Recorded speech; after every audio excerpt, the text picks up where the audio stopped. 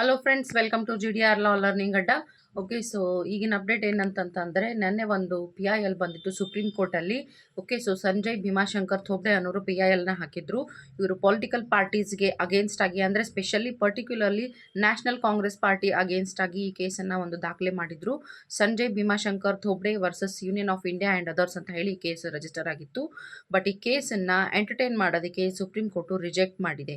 ಇದರಲ್ಲಿ ಅವ್ರು ಏನು ಕೇಳಿದ್ರು ಅಂತಂದರೆ, ಪೊಲಿಟಿಕಲ್ ಪಾರ್ಟೀಸು ಎಲೆಕ್ಷನ್ ಸಂದರ್ಭದಲ್ಲಿ ಟ್ರೈ ಕಲರನ್ನು, ನಮ್ಮ ದೇಶದ ಧ್ವಜ ಏನಿದೆ, ನಮ್ಮದು ಏನು 3 ಕಲರ್ಗಳನ್ನು ಒಳಗೊಂಡಿರುವಂಥ ನಮ್ಮ ತ್ರಿವರ್ಣ ಧ್ವಜ ಏನಿದೆ, ಆ ಧ್ವಜದ ಕಲರ್ಸನ್ನು ಯೂಸ್ ಮಾಡಿಕೊಂಡು, ಧ್ವಜವನ್ನು ಯೂಸ್ ಮಾಡಿಕೊಂಡು ಅದರಲ್ಲಿ ಪೊಲಿಟಿಕಲ್ ಪಾರ್ಟಿಯ ಸಿಂಬಲನ್ನು ಆ್ಯಡ್ ಮಾಡಿ ಪ್ರಚಾರ ಮಾಡ್ತಾ ಇದ್ರು.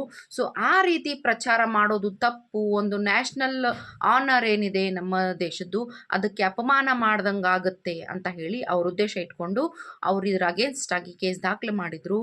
ಬಟ್ ಸುಪ್ರೀಂ ಕೋರ್ಟ್ ಆ ಕೇಸನ್ನು ರಿಜೆಕ್ಟ್ ಮಾಡಿದೆ. ಓಕೆ, ಸೊ ಈ ಒಂದು ಟ್ರೈ ಕಲರನ್ನು ಎಲೆಕ್ಷನ್ ಪಬ್ಲಿಸಿಟಿಯಲ್ಲಿ ಪಾರ್ಟೀಸ್ ಬಳಕೆ ಮಾಡೋದು ತಪ್ಪೋ ಸರಿನೋ, ತಮ್ಮ ಅನಿಸಿಕೆ ಇದರ ಬಗ್ಗೆ ಏನು ಅಂತ ಹೇಳಿ ಕಮೆಂಟ್ ಮೂಲಕ ತಿಳಿಸ್ಬೇಕು ಅಂತ ಹೇಳ್ತಾ, ಅಲ್ಲಿ ಮತ್ತೆ ಏನಾದರೂ ನೆಕ್ಸ್ಟ್ ಅಪ್ಡೇಟ್ಸ್ ಇದ್ದರೆ ತಮಗೆ ಅಪ್ಲೋಡ್ ಮಾಡ್ತಾ ಇರ್ತೀನಿ. ಅಲ್ಲಿವರೆಗೂ have a nice day. Bye bye.